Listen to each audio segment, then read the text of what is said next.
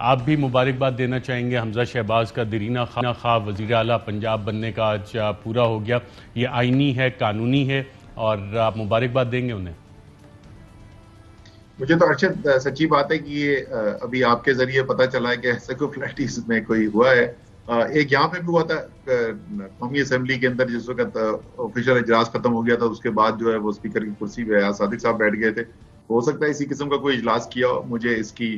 قانونی حیثیت کیا ہے وہ نہیں پتا. ہو سکتا ہے صرف ایک کوئی سیاسی لگتا ہے، کوئی کام کیا ہے، اس کا قانونی حیثیت تو مجھے نہیں لگتا کوئی ایسی سیریس ہے. رائٹ. تو ملک کے مختلف ہوٹلز میں آپ بھی اجلاس بلا کے مختلف ڈیزگنیشن لے سکتے ہیں کہ جناب اسلام آباد کی یہ 5 اسٹار ہوٹل میں اجلاس ہوا اور فلاں بندہ جو ہے فلاں صوبے کا وزیر اعلیٰ منتخب ہو گیا. یہ پاسبل ہے ویسے؟ یہ جو ہے اس وقت صورتحال، میں ہنس رہا ہوں، ایکچولی اس وقت ہنسنا نہیں چاہیے. جو پاکستان میں سیاست کی صورتحال ہے وہ ایک بالکل ہی مذاق بن گیا ہے. تو ہمارے خاص طور پہ نوجوان دیکھ رہے ہوں گے، کیا سوچ رہے ہوں گے، کیا سمجھ رہے ہوں گے کہ یہ سیاست کیا پاکستان میں بالکل بنانا ریپبلک جس کو کہتے ہیں انگریزی میں، وہ صورتحال بنتی چلی جا رہی ہے. امید ہے، اسی لیے ہم چاہتے یہ ہیں کہ سپریم کورٹ جو ہے وہ ایک ایسی رولنگ دے جس سے یہ ماحول جو ہے وہ بند کمروں سے فلیٹیز ہوٹل اور اواری میٹرو اور اواری ایکسپریس ہوٹل سے نکل کر اور سندھ ہاؤس سے نکل کے عوام کے پاس جائے، عوام فیصلہ کریں، وہ جا کے ووٹ ڈالیں اور وہ فیصلہ کریں کہ کس کا بیانیہ ٹھیک ہے اور کس کا غلط ہے. یہ تو ابھی جو بندر بانٹ اور جس طریقے کی بے شرمی، بے حیائی سے اس وقت ہارس ٹریڈنگ ہو رہی ہے، دیکھ کر افسوس بھی ہوتا ہے، دکھ بھی ہوتا ہے اور ڈر بھی لگتا ہے پاکستان کے مستقبل کے لیے کہ اگر ایسے سیاستدان ہیں تو آگے کیا بنے گا. اچھا اسد عمر صاحب، یہ جس کو آپ ہارس ٹریڈنگ کہہ رہے ہیں، کیا یہ آئینی عمل ہوتا ہے وفاداریاں خریدنا؟ سر بالکل غیر آئینی ہے. اور آج سپریم کورٹ کے اندر جب یہ بات چیت ہوئی تو یہ سوال اٹھایا گیا تھا بینچ کے سامنے کہ کیا اگر آپ کوئی بھی جس وقت لیگل چیز آپ کے سامنے آتی ہے تو کیا کسی ایک آرٹیکل کو دیکھ کر فیصلے کیے جاتے ہیں یا آئین کو مجموعی طور پر دیکھا جاتا ہے. تو وہ جو 63A کی شق ہے آئین کی، وہ بھی تو اس آئین کا حصہ ہے، وہ بھی اس جمہوریت کا حصہ ہے. اور بالکل درست بات ہے کہ نو کانفیڈنس موشن لانا جو ہے، عدم اعتماد کی تحریک لانا، وہ بھی اس آئین کا حصہ ہے. لیکن اس کی کوئی قواعد و ضوابط ہیں، کوئی اخلاقیات. جی اسد عمر صاحب، چلیں یہ آئین اور اخلاقیات پہ ہم بات کرتے ہیں. ناظرین، آج سپریم کورٹ آف پاکستان کے سامنے ذکر آیا اس خط کا بھی جو کہ باقاعدہ طور پہ پاکستان کے ایک سفیر نے پاکستان کی ایمبیسی کو بھیجا، جو منٹس آف دا میٹنگ ہے آفیشیل کورسپونڈنٹ سے. اس حوالے سے جب میمو گیٹ ہوا تھا تو اس وقت ایک پٹیشنر تھے میاں نواز شریف، اور وہ کالا کوٹ پہن کے عدالت میں گئے تھے. آپ کو یہ مناظر دکھاتے ہیں کہ نواز شریف صاحب میمو گیٹ کا جو واقعہ تھا کہ ایک میمورینڈم لکھا گیا تھا باقاعدہ طور پہ ایڈمرل مائک ملن کو، جس کے جو ایک سادہ کاغذ پہ تھا، جس کے اوپر نہ کوئی تاریخ تھی نہ کوئی دستخط تھا. لیکن میاں نواز شریف صاحب کالا کوٹ پہن کے عدالت میں پہنچے اور اس پہ باقاعدہ سپریم کورٹ نے اس کیس کو ٹیک اپ کیا. اس کے اوپر ایک جوڈیشل کمیشن بنایا اور اس جوڈیشل کمیشن کو ہیڈ کر رہے تھے آنریبل جسٹس قاضی فائز عیسیٰ صاحب. اور آنریبل جسٹس قاضی فائز عیسیٰ نے اس پہ جو رولنگ دی جوڈیشل کمیشن کی، وہ یہ تھی کہ میمو ایک باقاعدہ طور پہ حقیقت ہے اور حسین حقانی نے پاکستان کے ساتھ باقاعدہ طور پہ غداری کی. اور اس میمورینڈم کا جو بیسک مدعا تھا، جو بیسک ٹیکسٹ تھا اس کا، وہ افواج پاکستان کو اور ISI کو کمزور کس طرح سے کرنا ہے، اس حوالے سے امریکی مداخلت مانگی گئی تھی، امریکی انٹرونشن مانگی گئی تھی. اور اس وقت نون لیگ کے مختلف قائدین اس میمو کے حوالے سے کیا کہہ رہے تھے؟ کسی نہ کسی نے یہ سازش کی ضرور ہے. ہم یہی سمجھتے ہیں کہ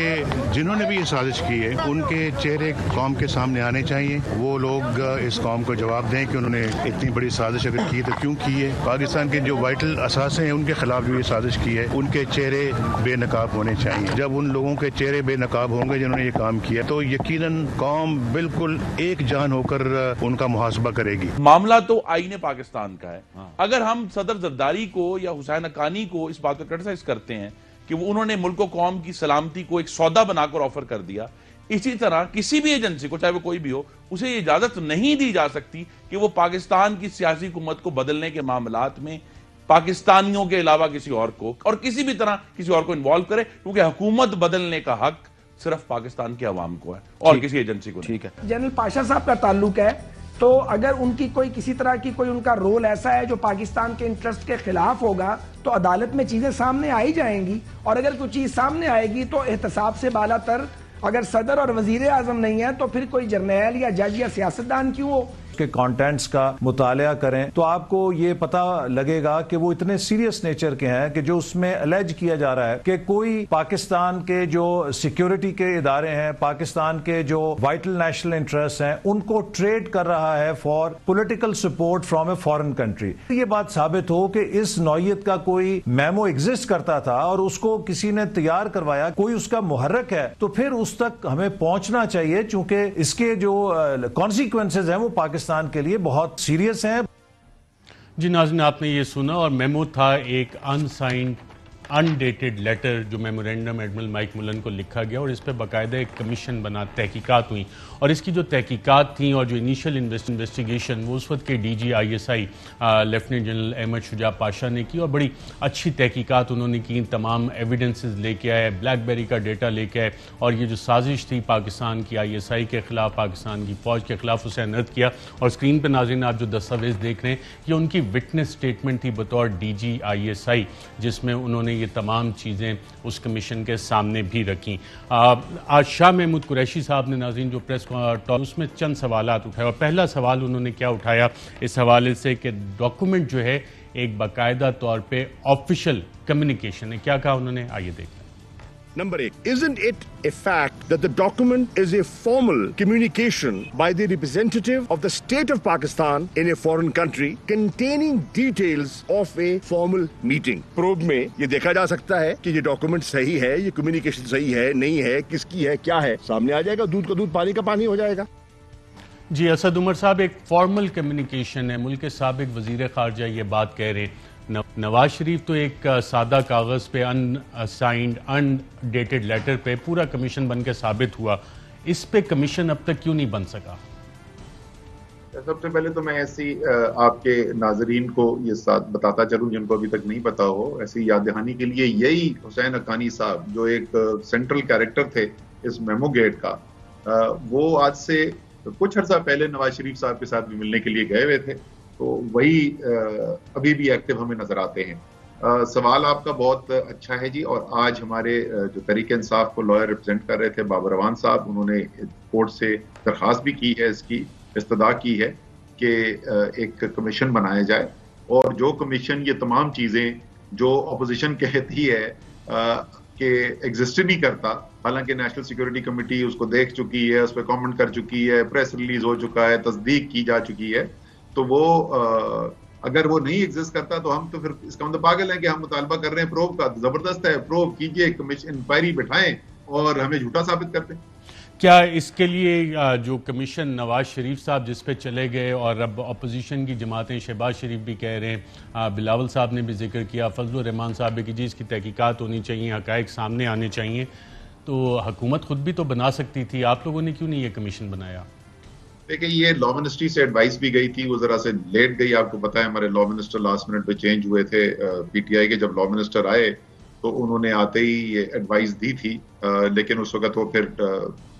سچویشن ایسی رائز کی کہ ووٹ آف نو کانفیڈنس کا ٹائم آ گیا تھا اور وہ ڈیسولوشن آرڈر پھر پلیس ہو گیا، لیکن لا منسٹری کی یہ ایڈوائس اس وقت پڑی ہوئی ہے کہ ایک کمیشن آف انکوائری جو ہے وہ بنایا جائے، اور اگر 1-2 دن بھی اور کابینہ چلتی تو سرکولیشن سے کابینٹ نے اپروو بھی کر دینا تھا، لیکن کمیشن جو بننا ہے وہ ہم کورٹ کے ذریعے بنانا چاہتے ہیں، بیکاز نیوٹرل آربیٹر جو ہے وہ کورٹ ہے، اور یہ استدعا ہماری اس وقت سپریم کورٹ میں پڑی بھی ہے۔ اب تو ہم نہیں اس کو کمیشن کو کنٹرول کریں گے نا، اب تو جو بھی اپوائنٹ کرے گا کورٹ اپوائنٹ کرے اس کو، اور جیسے شاہ صاحب نے کہا دودھ کا دودھ اور پانی کا پانی ہو جائے گا۔ اہم ترین خبریں اب ایک کلک کی دوری پر، ہر لمحہ باخبر رہنے کے لیے سبسکرائب کریں ہمارا یوٹیوب چینل۔ اپنے موبائل فون سے ملکی اور بین الاقوامی اہم خبروں تک رسائی کے لیے ڈاؤن لوڈ کیجیے موبائل ایپ۔ باموثوق ذرائع سے مصدقہ خبروں، تجزیوں اور تبصروں سے مستفید ہونے کے لیے وزٹ کیجیے پاکستان کی سب سے بڑی news website ARY news, پہنچا رہا ہے خبریں سب سے پہلے آپ تک، تاکہ آپ رہیں ہر لمحہ باخبر۔